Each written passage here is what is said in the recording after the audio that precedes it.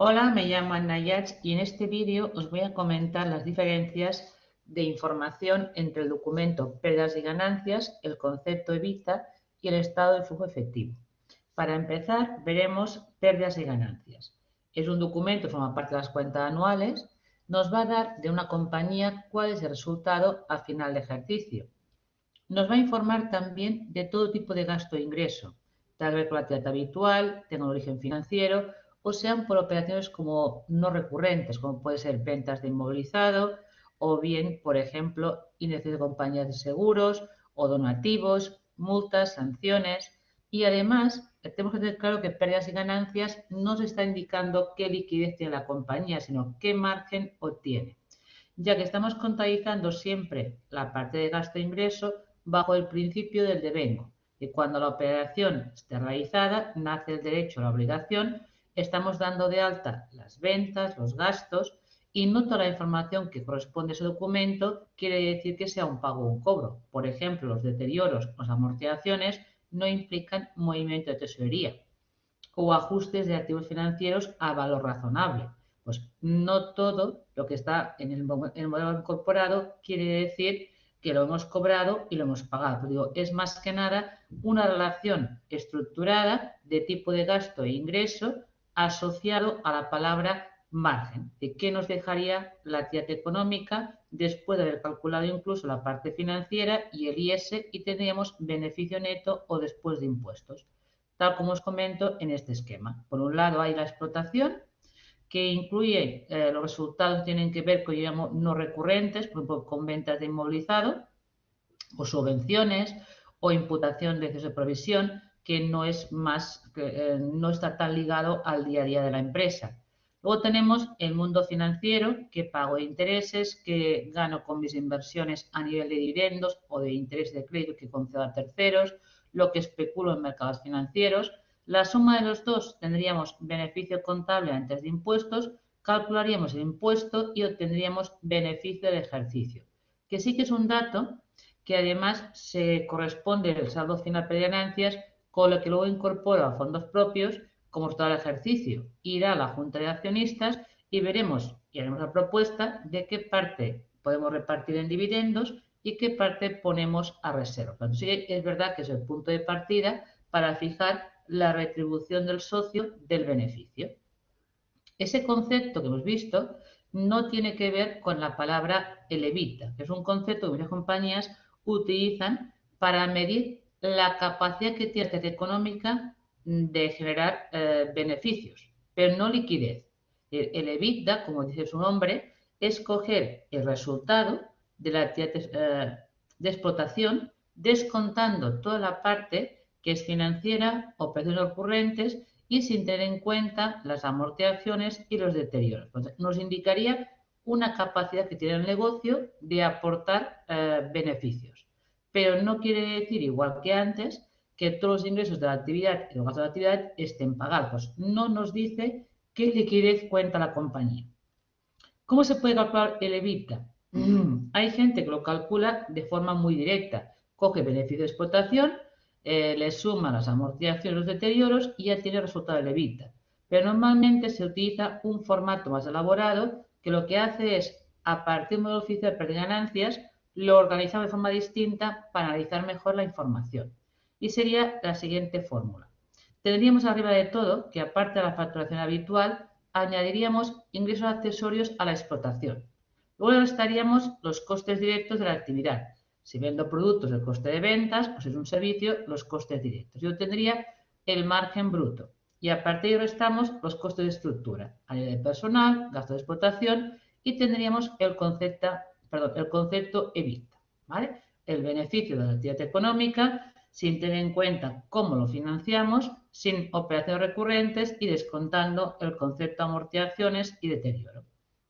Una vez tengo ese resultado, le quito la amortización y el deterioro y tengo el beneficio de la actividad sin incluir la parte financiera ni la parte de impuestos.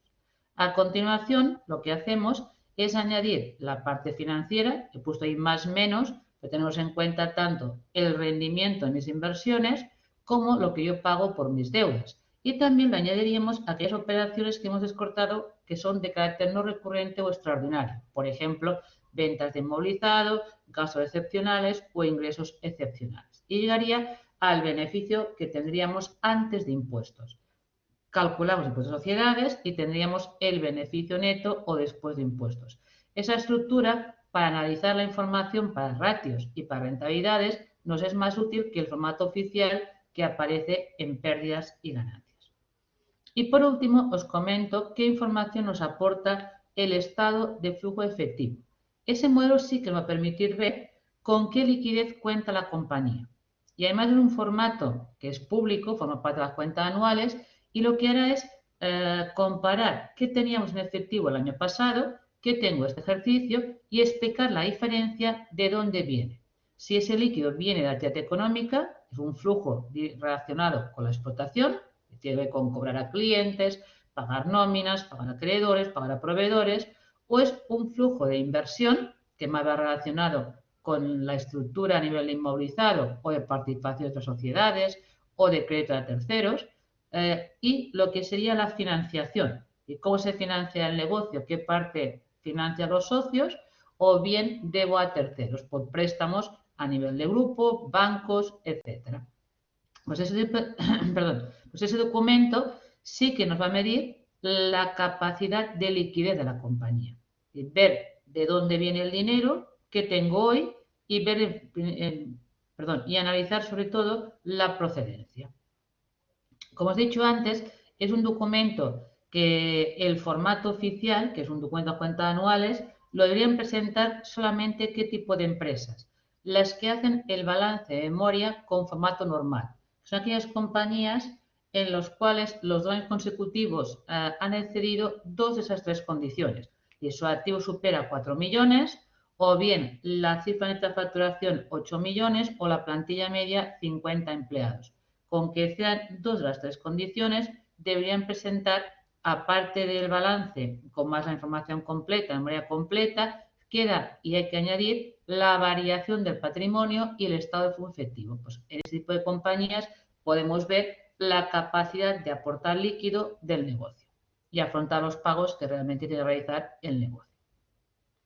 Bueno, digo, el tema del modelo es fijarse en el balance, el epígrafe llaman tesorería, ¿vale? Pues ese epígrafe os va a indicar cash que disponemos.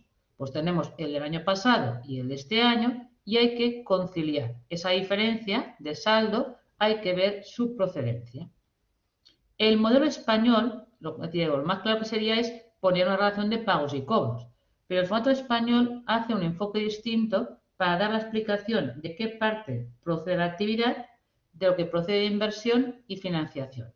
La palabra flujo efectivo de explotación, recordemos, tiene que ver con la actividad normal ordinaria de la compañía, con cobrar de clientes, ver los impuestos a pagar o a devolver. Por ejemplo, el tema del IVA, pues si me sale a cobrar o a devolver es un crédito a favor mío, si se ha pagado una deuda en contra mía, ver lo que pagamos a proveedores, a acreedores, las nóminas, pero ya digo, no vamos a ver un modelo que sea muy claro, porque no vamos a ver una lista de pagos y cobros, sino que lo calcula de forma indirecta. Y el modelo oficial, la parte que procede de explotación, arranca siempre de lo que es el saldo de pérdidas y ganancias antes de impuestos, incluyendo todo tipo de resultados, digo, de actividad y financiero.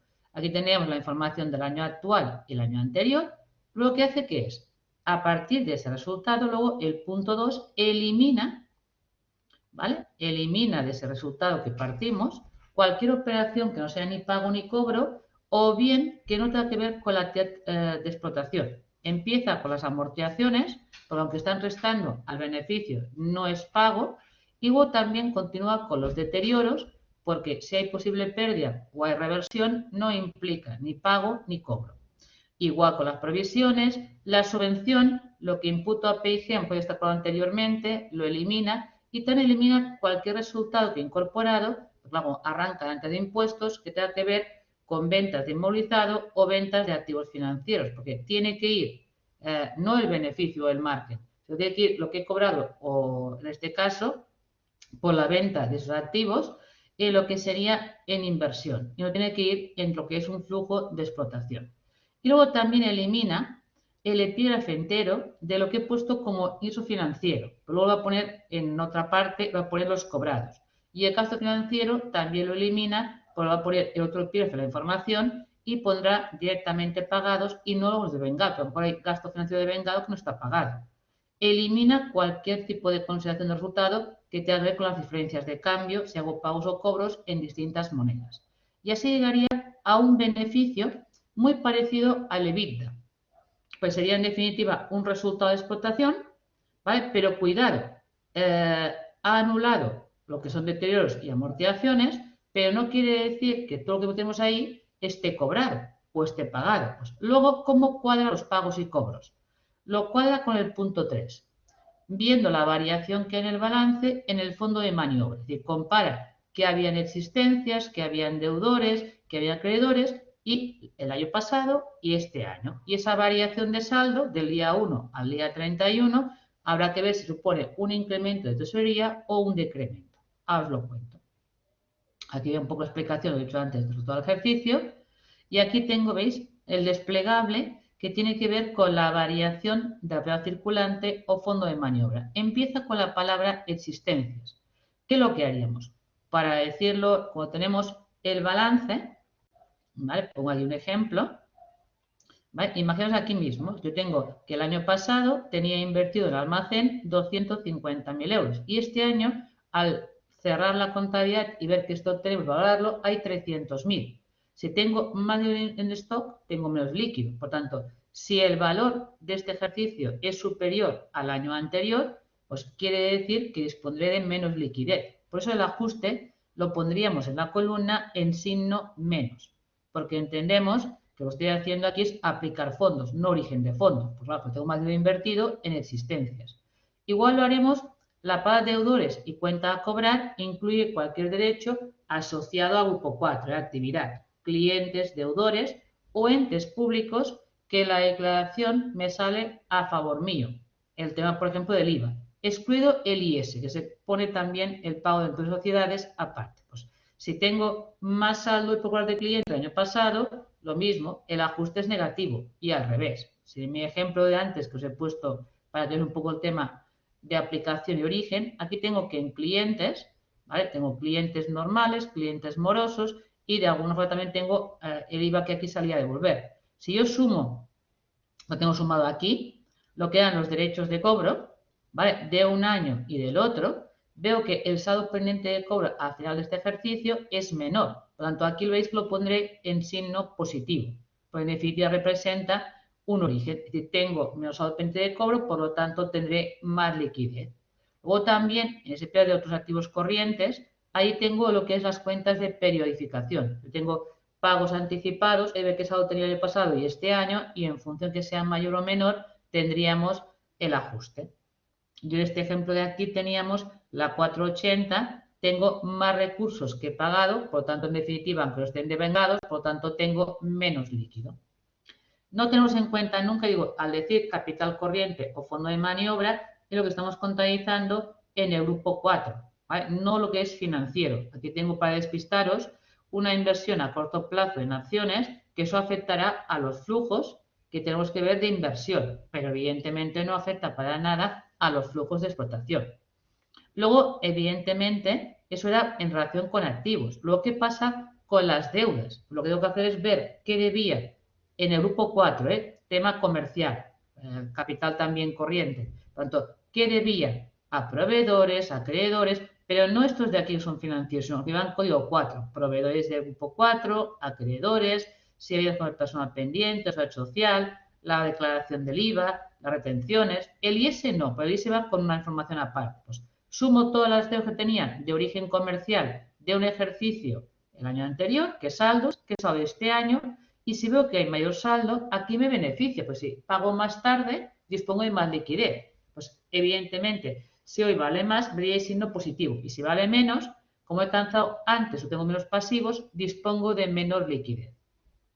Más que nada, vuelvo un poco antes al esquema, para que se entienda bien cómo puede ser más o menos. Ya digo, si comparáis años consecutivos y tenéis más tema en stocks o en deudores, disponéis de menos líquido. Pues claro, o cobráis más tarde o habéis invertido más en stock. Y en cambio, si hablamos de pasivos, como pueden ser proveedores o pueden ser, por ejemplo, acreedores, si les pago más tarde, me beneficia, va a ser positivo, es origen. Y si he pagado más este año y debo menos, por lo tanto, me perjudica. Eso sería negativo. Entonces tendríamos ya, ahora sí, más ajustado lo que es la actividad convertida en liquidez, en pago y cobro. Luego, lo que hace el formato, aquí tenemos, hasta aquí en realidad ya tenemos en lo que procede de la actividad.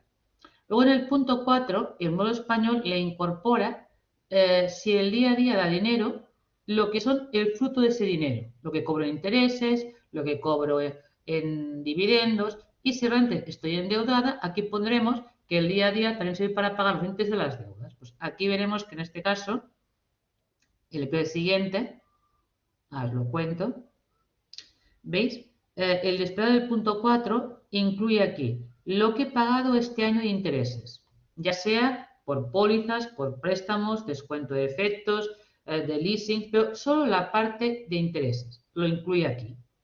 Hay la opción también de incluirlo, y no pasa nada, en lo que es la parte financiera. Como flujo de actividad de financiación, pues hay, aparte del capital que debo o amortizo, también le puedo incluir los pagos de intereses. Y luego están lo que me rinde mis inversiones. Si tenía cash del día a día que lo he invertido, lo que genera cobrar dividendos y cobrar intereses a compañías que hago préstamos, iría sumado aquí. Importante, incluir siempre el importe bruto, no el neto.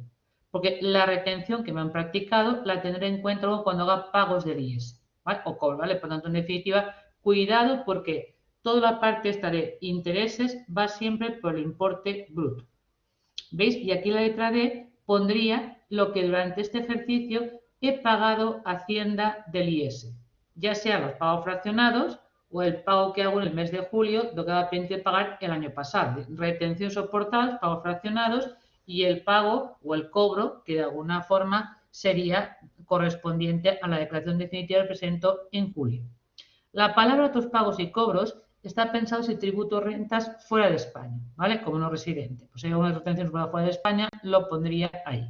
Y ahora sí, que juntando lo que era ya el CAIF de la actividad y con lo que puede la financiación o lo que sobra de CAIF de la actividad invertido, pues tendríamos, ¿veis? Ese epígrafe, el 5 suma estos 5 puntos, ¿vale? En definitiva, os tendríais el líquido que procede calculado por normativa española de la explotación. Ya digo, esta lo hacen de forma indirecta, es un poco el más rebuscado. En cambio, ese modelo sigue. Luego el apartado siguiente calcula. Por aquí os he comentado un poco esta idea de que se puede ubicar en diferentes sitios lo que pago de intereses, lo que cobro de intereses o los dividendos. ¿Veis? Aquí hay la opción, pues la Unión Europea lo permite, de colocarlo, lo que yo pago en intereses, o bien en explotación o bien en financiación. En el tema de cobrar en inversiones, ¿vale? O bien en explotación. Y luego lo que pago en dividendos en financiación, ¿vale? Por tanto, la opción que ha escogido aquí España es financiación y en cambio también el modelo europeo permite colocarlo como un pago de explotación. Pero yo me decanto más ahí con la idea de que es un pago de lo que aporta el socio, que es financiación, hay que pagar dividendos. Y los que cobro, hay explotación y hay el tema también de inversión. Yo personalmente lo que es el rendimiento de mis inversiones me gusta más verlo en lo que es inversión y no tanto en explotación. Igual que lo que pago por mis deudas, también me gusta más verlo en financiación. Pero bueno, esto en modo español optó una opción, aunque permite también, sobre todo en las cotizadas, pueden presentarlo con formato más normativa internacional. Luego que decía, cuando hablamos de inversión, ¿a qué nos referimos? A aquel tipo de operaciones que lo que modifican es la estructura, a nivel de vender inmovilizados o comprar más inmovilizados, o participaciones de control, o vender participaciones de control, o invertir en activos financieros, o comprar deuda. Pues estamos hablando más de flujo de inversión y aquí sí que el modelo es mucho más claro. Pues veis, da una lista de pago de inversiones y una lista de cobro de esa inversión. Evidentemente, cuando compro más inmovilizado o más participaciones, el ajuste es negativo porque estoy haciendo esto consumiendo recursos de efectivo. Y cuando deshago inversiones, me vendo una participación o recupero créditos, evidentemente es un cobro de inversión en positivo. Y la diferencia de ambos os daría el cash que proviene de las operaciones de invertir en inmovilizados o bien en carteras de control o en operaciones financieras. Un comentario, si tengo un leasing en el cual estoy pagando el inmueble, aquí iría el capital que devuelvo ante este año en el pago de las cuotas. Es decir, que en el tema de pagos por inversión, lo que pondría sería capital devuelto. Pues los intereses, en el formato nuestro, van en el epígrafe de flujos de explotación. Y por último, quedaría la parte que tiene que ver en la financiación a largo plazo, que ahí lo que hace es separar la parte que procede de los socios, el punto 9, tiene que ver con o aportación o reducción en el tema de capital o autocartera, vaya por notario o vaya por escritura pública, hablando claro, o bien como operación de autocartera. Si yo compro autocartera, evidentemente devuelvo, entre comillas, patrimonio neto. Y si yo vendo autocartera, recupero patrimonio neto. Igual si amplío o reducimos. Nos fijaremos siempre en el tema de ampliaciones si hay desembolso o entrada de recursos efectiva. Si yo cojo reservas que están en el balance y las escrituro, ahí no hay aportación, no hay cash. Es una operación que simplemente gana garantía de terceros, pero no hay entrada de recursos. Por tanto, no hay entrada de financiación. Las subvenciones aquí van cuando las cobro. Como son a fondo perdido, por lo tanto, incrementa el patrimonio y irían, en este caso, en el año que las cobro como una entrada de recursos en positivo. Y en el tema de las deudas, separa las que son nuevas de este ejercicio, nuevos pasivos, nuevos plazos que me conceden a nivel de grupo o bancos o etcétera, y lo que he ido devolviendo, ¿vale? Lo que voy reduciendo de capital. Y solamente incluye ese apartado el pago de dividendos a los socios.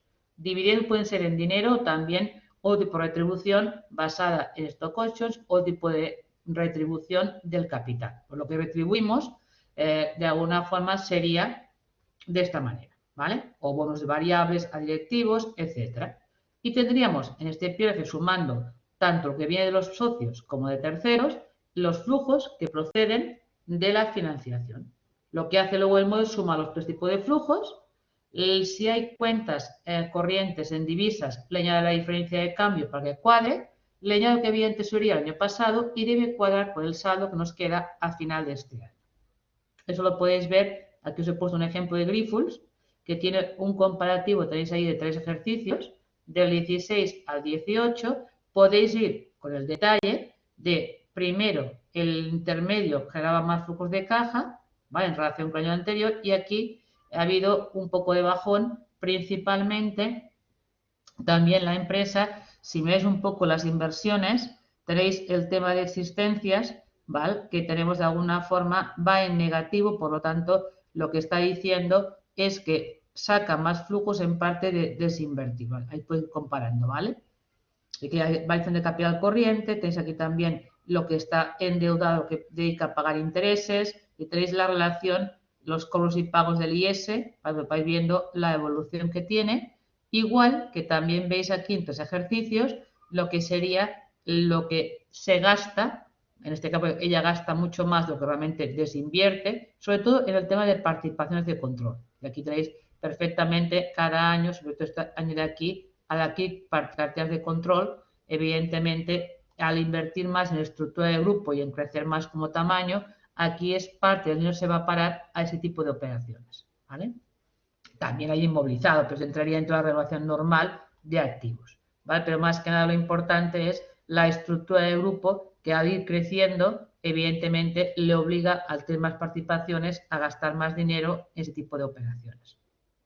Luego tenemos, como podéis ver aquí, la variación del capital no ha variado, y aquí tenéis el tema de endeudamiento de pasivo, la relación, en definitiva, entre las nuevas deudas y el capital que vais amortizando. Veis aquí el pago de dividendos, tanto pagados como cobrados, en este caso lo pone en este apartado, ¿vale? Es decir, y veis, sumaría los flujos de financiación con los otros flujos que tendría, y tendríamos esto que pone aquí, efecto de diferencias de cambio, son cuentas que tenga en divisas. Le suma luego siempre aumento total, es decir, la variación total, eso sería la variación, Y esa variación le sumamos lo del año pasado que había en efectivo, ¿ves? Aquí pongo en el año actual X, bueno, 2018, perdón, lo que hay en efectivo el año 2017 y tiene que coincidir con el saldo que tengo actualmente. Sabemos bien, la tesorería hoy es mayor que la que tenía hace 2 años. Pues es un poco la explicación de la evolución que con otros ratios te ayudan a ver la capacidad financiera que tiene la empresa. Si queremos saber realmente qué liquidez cuenta la compañía, hay que mirar siempre el estado de flujo efectivo y no tanto pérdidas y ganancias, que es más una estructura de márgenes. Es decir, qué facturamos, lo que facturamos por el camino que se queda y por lo tanto qué margen genera cada tipo de actividad. Pero para decir líquido hay que mirar pagos y cobros. Pues, vender es fácil, como yo siempre digo, pero cobrar es más complicado. Espero que el vídeo os haya sido para aclarar los 3 conceptos que os he comentado. ¿Qué quiere decir pérdidas y ganancias? ¿Qué es un EBITDA? Que es un dato que muchas compañías utilizan y publican. Y ver también un poco la idea de un F, qué información te aporta. Gracias por todo.